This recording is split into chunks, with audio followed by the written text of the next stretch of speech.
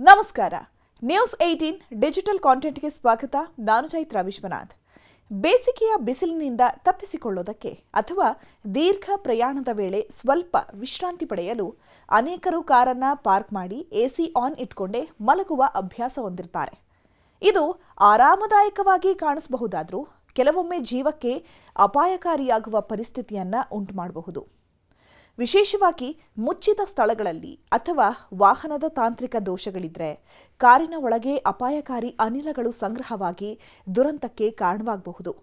ಅದು ಹೇಗೆ ಅಂತೀರಾ? ಈ ಬಗ್ಗೆ ಕಂಪ್ಲೀಟ್ ಡೀಟೇಲ್ಸ್ ಇಲ್ಲಿದೆ ನೋಡಿ. ಹೌದು, ಅನೇಕ ಜನ ಎಸಿ ಆನ್ ಮಾಡಿಕೊಂಡೇ ಕಾರ್ನಲ್ಲಿ ಕುಳಿತುಕೊಳ್ತಾರೆ ಹಾಗೂ ಮಲ್ಕೋತಾರೆ. ಇದು ಕೆಲವರಿಗೆ ತಕ್ಷಣಕ್ಕೆ ಹಿತ ಅನ್ನಿಸಬಹುದು.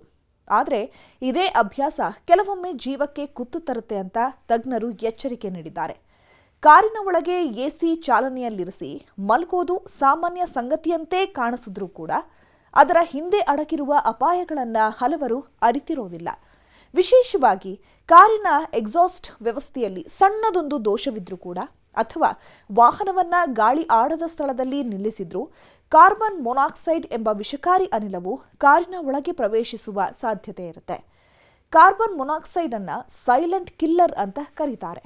ಯಾಕಂದ್ರೆ ಈ ಅನಿಲಕ್ಕೆ ಬಣ್ಣ ಇಲ್ಲ, ವಾಸನೆ ಇಲ್ಲ ಮತ್ತು ರುಚಿಯೂ ಇಲ್ಲ. ಪರಿಣಾಮವಾಗಿ ವ್ಯಕ್ತಿಗೆ ಅದರ ಉಪಸ್ಥಿತಿಯ ಅರಿವೇ ಆಗೋದಿಲ್ಲ. ಈ ಅನಿಲ ದೇಹದೊಳಗೆ ಸೇರಿದಾಗ ರಕ್ತದಲ್ಲಿನ ಆಮ್ಲಜನಕ ಸಾಗಿಸುವ ಸಾಮರ್ಥ್ಯವನ್ನ ಕುಗ್ಗಿಸುತ್ತೆ.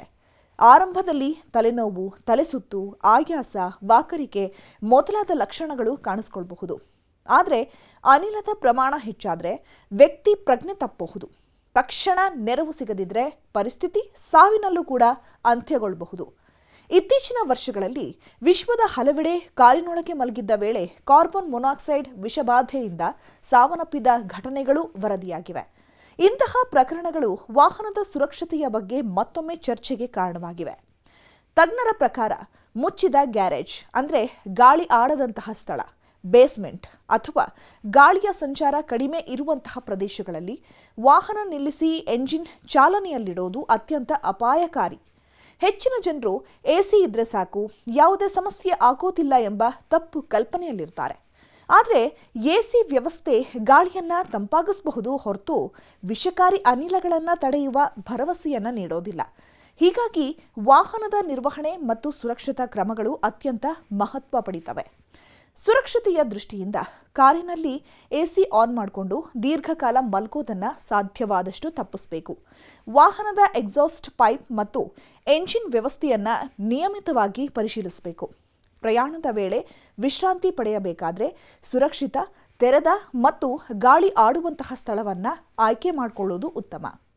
ಆರಾಮಕ್ಕಾಗಿ ಮಾಡುವ ಒಂದು ಸಣ್ಣ ನಿರ್ಲಕ್ಷ್ಯ ಕೆಲವೊಮ್ಮೆ ಜೀವಕ್ಕೆ ದೊಡ್ಡ ಬೆಲೆ ತೆತ್ತಬೇಕಾಗತ್ತೆ. ಆದ್ದರಿಂದ ಕಾರ್ನಲ್ಲಿ ಎಸಿ ಆನ್ ಮಾಡಿಕೊಂಡು ಮಲಗುವ ಮುನ್ನ ಅದರ ಅಪಾಯಗಳನ್ನು ಅರಿತು ಎಚ್ಚರಿಕೆಯಿಂದ ಇರುವುದು ಪ್ರತಿಯೊಬ್ಬ ವಾಹನ ಸವಾರನ ಜವಾಬ್ದಾರಿಯಾಗಿದೆ.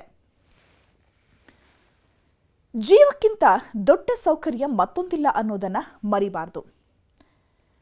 ಇಲ್ಲಿ ಗಮನಿಸಬೇಕಾದ ಅಂಶಗಳೇನು ಅಂತ ಹೇಳ್ತಾ ಹೋಗ್ತೀನಿ ನೋಡಿ. ಕಾರ್ನೊಳಗೆ ಇದ್ದಾಗ ಈ ಕೆಳಗಿನ ಲಕ್ಷಣಗಳು ಕಂಡು ಬಂದರೆ ಕೂಡಲೇ ಹೊರಗೆ ಬರಬೇಕು. ತಲೆನೋವು, ತಲೆಸುತ್ತು, ಉಸಿರಾಟದ ತೊಂದರೆ, ಅತಿಯಾದ ನಿದ್ರೆ ಅಥವಾ ಆಯಾಸ, ವಾಂತಿ ಅಥವಾ ವಾಕರಿಕೆ ಇದ್ದಲ್ಲಿ ತಕ್ಷಣ ಹೊರಗೆ ಬರಬೇಕು. ಈ ಲಕ್ಷಣಗಳನ್ನು ನಿರ್ಲಕ್ಷಿಸಿದರೆ ಗಂಭೀರ ಪರಿಣಾಮಗಳು ಉಂಟಾಗಬಹುದು. ಇನ್ನು ಸುರಕ್ಷತೆಗಾಗಿ ಏನು ಮಾಡಬೇಕು ಅನ್ನುವಂಥದ್ದನ್ನ ಹೇಳ್ತಾ ಹೋಗ್ತೀನಿ. ತಜ್ಞರ ಪ್ರಕಾರ ಕಾರ್ನಲ್ಲಿ ಎಸಿ ಆನ್ ಮಾಡಿಕೊಂಡು ದೀರ್ಘ ಸಮಯ ಮಲಗೋದನ್ನು ತಪ್ಪಿಸೋದು ಉತ್ತಮ. ಕಾರಿನ ಎಕ್ಸಾಸ್ಟ್ ವ್ಯವಸ್ಥೆಯನ್ನು ನಿಯಮಿತವಾಗಿ ಪರಿಶೀಲಿಸಬೇಕು. ವಿಶ್ರಾಂತಿ ಪಡೆಯಬೇಕಾದ್ರೆ ಸುರಕ್ಷಿತ ಸ್ಥಳದಲ್ಲಿ ಕಾರನ್ನು ನಿಲ್ಲಿಸಿ ಕಿಟಕಿಗಳನ್ನು ಸ್ವಲ್ಪ ತೆರೆದಿಡುವುದು, ಜೊತೆಗೆ ದೀರ್ಘಕಾಲ ಎಂಜಿನ್ ಚಾಲನೆಯಲ್ಲಿಲ್ಲದೇ ಇರುವುದು ಇನ್ನು ದೀರ್ಘಕಾಲ ಎಂಜಿನ್ ಚಾಲನೆಯಲ್ಲಿ ಇಡೋದನ್ನು ಉತ್ತಮ ಅಂತ ಹೇಳಬಹುದು.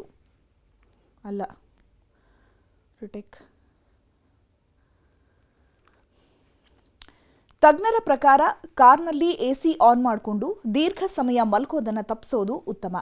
ಕಾರಿನ ಎಕ್ಸಾಸ್ಟ್ ವ್ಯವಸ್ಥೆಯನ್ನು ನಿಯಮಿತವಾಗಿ ಪರಿಶೀಲಿಸಬೇಕು. ವಿಶ್ರಾಂತಿ ಪಡಿಬೇಕಾದ್ರೆ ಸುರಕ್ಷಿತ ಸ್ಥಳದಲ್ಲಿ ಕಾರನ್ನು ನಿಲ್ಲಿಸಿ ಕಿಟಕಿಗಳನ್ನು ಸ್ವಲ್ಪ ತೆರೆದಿಡೋದು ಮತ್ತು ದೀರ್ಘಕಾಲ ಎಂಜಿನ್ನ ಚಾಲನೆಯಲ್ಲಿಡೋದು ಉತ್ತಮ ಅಂತ ಹೇಳಬಹುದು.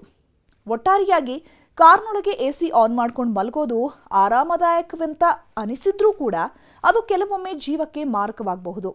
ಕಾರ್ಬನ್ ಮೊನಾಕ್ಸೈಡ್ ಎಂಬ ಸೈಲೆಂಟ್ ಕಿಲ್ಲರ್ನ ಅಪಾಯವನ್ನ ನಿರ್ಲಕ್ಷಿಸಬೇಡಿ. ಸಣ್ಣ ಎಚ್ಚರಿಕೆ ಮತ್ತು ಸರಿಯಾದ ಸುರಕ್ಷತಾ ಕ್ರಮಗಳು ನಿಮ್ಮ ಹಾಗೂ ನಿಮ್ಮ ಕುಟುಂಬದ ಜೀವವನ್ನ ಕಾಪಾಡಬಹುದು ಅನ್ನೋದು ನಮ್ಮ ಸಲಹೆ. ನಿರ್ಭೀತ, ನಿಷ್ಪಕ್ಷಪಾತ, ವಿಶ್ವಾಸಾರ್ಹ ಸುದ್ದಿಗಳಿಗೆ ಮತ್ತೊಂದು ಹೆಸರಾಗಿರುವ ನ್ಯೂಸ್ 18 ಕನ್ನಡ ಈಗ ಆಪ್ನಲ್ಲೂ ಲಭ್ಯವಿದೆ. ದಯವಿಟ್ಟು ಇಲ್ಲಿರುವ QR ಕೋಡ್ ಸ್ಕ್ಯಾನ್ ಮಾಡಿಕೊಂಡು ಆಪ್ ಡೌನ್ಲೋಡ್ ಮಾಡೋದಕ್ಕೆ ಮರಿಬೇಡಿ. ನಿಮ್ಮ ಬೆಂಬಲ ಹೀಗೆ ಸದಾ ನಮ್ಮೊಂದಿಗಿರಲಿ. ಧನ್ಯವಾದ.